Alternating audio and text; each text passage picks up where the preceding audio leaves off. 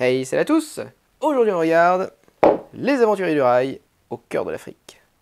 Dans cette version Afrique des Aventuriers du Rail, on n'a qu'une seule carte, c'est la carte de l'Afrique ici, il n'y a rien de l'autre côté du plateau.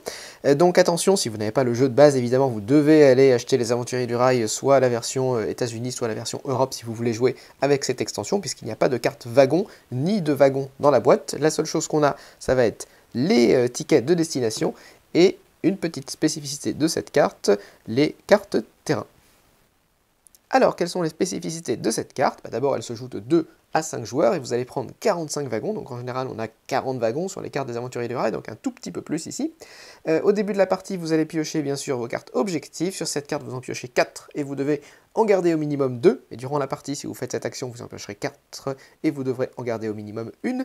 Alors la petite subtilité d'étiquette de la carte Afrique, c'est qu'il rapporte en général pas mal de points. Souvent, on est au-delà de 10. On doit être 15, 20. Il y a même une carte qui va à 27 points, je crois.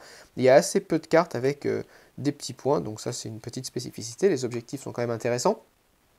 Et au début de la partie, chaque joueur va également piocher une carte terrain de ce paquet terrain. Alors dans ce paquet terrain, on a 3 types de cartes différentes et qui représentent à chaque fois les différents types de routes. Donc là, on a jaune, orange, rouge, on a la carte blanc, gris, noir, et on a bien sûr, hop, violet, bleu et vert. Et donc chaque joueur pioche une carte de ce paquet, et ensuite, en plus de la pioche des cartes wagons, on va aussi constituer au bord du plateau une pioche des cartes terrain, et on va retourner les 2 premières cartes terrain face visible. Une fois qu'on a fait ça, on est prêt à commencer la partie. Alors les modifications durant le tour de jeu, la première nouveauté, ça concerne les cartes terrain, puisque lorsque vous faites l'action d'aller piocher des cartes, vous pouvez choisir soit de piocher des cartes wagons, comme d'habitude, il n'y a pas de différence avec les Aventuriers du Rail de base, soit de piocher des cartes terrain, soit de panacher les deux. Alors comme quand vous faites l'action piocher les cartes, vous ne pouvez prendre que 2 cartes maximum, donc par exemple je peux prendre cette carte wagon là et cette carte terrain là. Chaque fois que je prends une carte terrain, bien sûr, elle est immédiatement remplacée, donc si j'avais choisi de prendre uniquement une carte terrain, comme deuxième carte, je pourrais ensuite prendre par exemple une deuxième carte terrain. Je peux aussi aller piocher directement sur le dessus du paquet. Puis si j'ai pris une carte terrain en premier, je peux venir piocher ici en deuxième. Enfin voilà. Donc je panache exactement comme je veux, il n'y a pas de problème tant que je ne prends qu'un maximum de 2 cartes. Et je peux à chaque fois venir piocher aussi à l'aveugle. Alors la toute petite exception, c'est que si jamais, comme première action, j'ai pris une locomotive ici face visible, eh bien je ne peux pas prendre une carte terrain, je ne peux quand même prendre qu'une seule carte lors de mon action de pioche. Alors, à quoi me servent ces cartes terrain? Alors la première particularité, c'est qu'elles ne viennent pas dans votre main, elles sont toujours placées devant vous, face visible, et tous les joueurs peuvent savoir combien de cartes vous avez de chaque type à tout moment de la partie.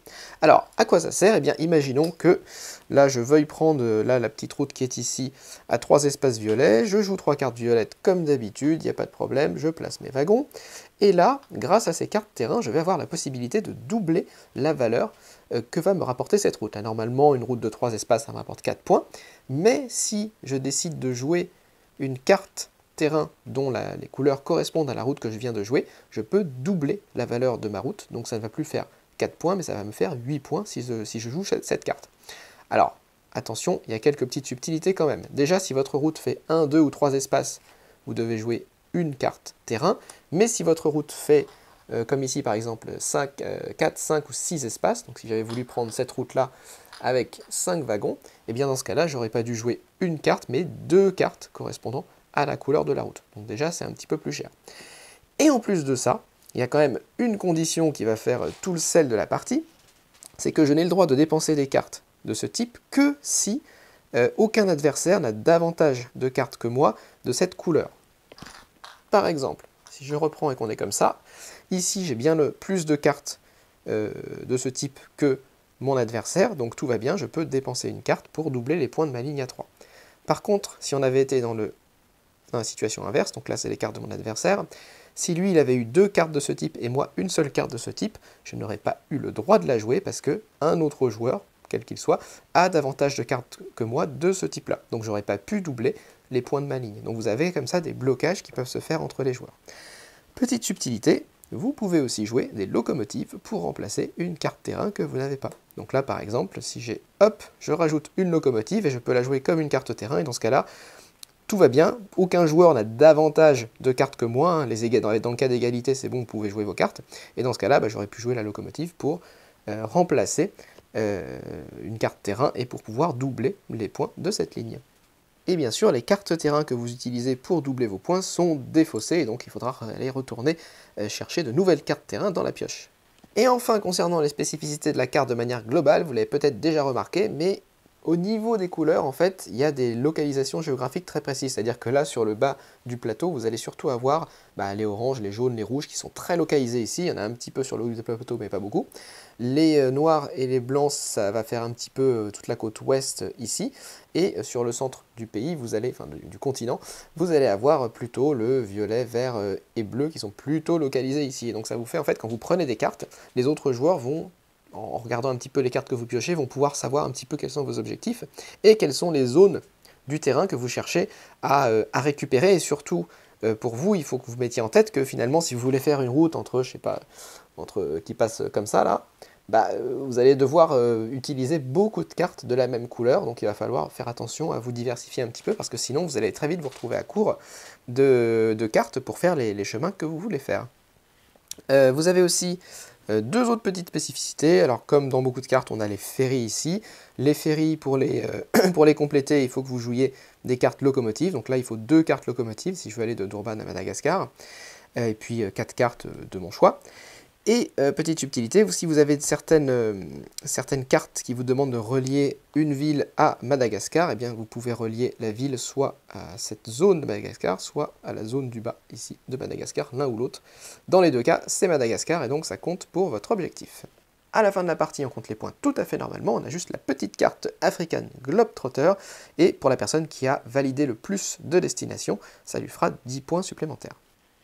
Boum! Et c'est tout pour les Aventuriers du Rail au cœur de l'Afrique. Alors, c'est une carte que j'aime bien, mais que j'arrive pas à cerner, parce qu'elle a des particularités qui font qu'elle est vraiment assez bizarre à jouer. Déjà, cette histoire de couleurs qui sont très localisées à certains endroits, c'est pas du tout évident de jouer avec ces éléments-là. On se retrouve souvent, enfin nous on s'est souvent retrouvé à court de cartes, enfin faut pas faire n'importe quoi, c'est assez punitif. Et puis vous avez aussi cette histoire de carte terrain, alors qui peut faire énormément de points durant la partie, si vous voulez jouer au bon moment, mais c'est aussi un élément, alors en plus des blocages que vous pouvez faire pour embêter les gens, alors finalement quand vous jouez, alors ça dépend du nombre de joueurs, hein. Si vous jouez à 2-3 joueurs, c'est pas trop violent, encore que on s'est quand même pas mal embêté sur certaines routes, mais c'est surtout avec ces cartes-là, vous pouvez vraiment embêter quelqu'un qui avait prévu de marquer le double de points sur une ville à 5 et de se faire, non pas que, alors s'il y a 4, ouais, vous pouvez faire jusqu'à 14 points sur un truc à 5, ou alors là, le ferry qui est très long, vous pouvez aller jusqu'à 30 points si vous le doublez. Oui, je dis pas de bêtises, c'est ça, le ferry, vous pouvez aller jusqu'à 30 points, parce que ça fait 6, donc ça fait 15 si vous le gagnez une fois, et 30 si vous arrivez à le doubler, donc ça peut vraiment faire beaucoup de points, presque plus finalement que les destinations, qui sont des fois vraiment difficiles à réaliser, parce que c'est des très longues destinations, et comme je vous dis, il faut souvent des cartes de la même couleur pour faire la même destination, donc on peut se retrouver un petit peu bloqué. Et puis voilà, ces éléments de terrain sont vraiment des éléments, mais d'une méchanceté absolue, hein, comme d'habitude. De toute façon, ce jeu est méchant, donc il faut s'y faire. Hein. Mais vous pouvez vraiment bloquer vos adversaires pour les empêcher de doubler leurs points. Alors ça ne les empêchera pas de marquer des points de base, mais ça les empêchera en tout cas de doubler leurs points, et ça c'est un élément de blocage qui est quand même assez intéressant, hein, du coup, et qui est un élément de gestion supplémentaire, qui n'est pas surchargeant, mais qui en tout cas est intéressant pour cette carte. Voilà, donc une carte assez bizarre finalement, mais qui n'est pas du tout inintéressante. C'est la carte Au cœur de l'Afrique pour les Aventuriers du Rail. Donc c'est tout pour moi. N'hésitez pas à laisser un commentaire, à vous abonner, à mettre un pouce vers le haut, et moi je vous retrouve la prochaine fois. Salut!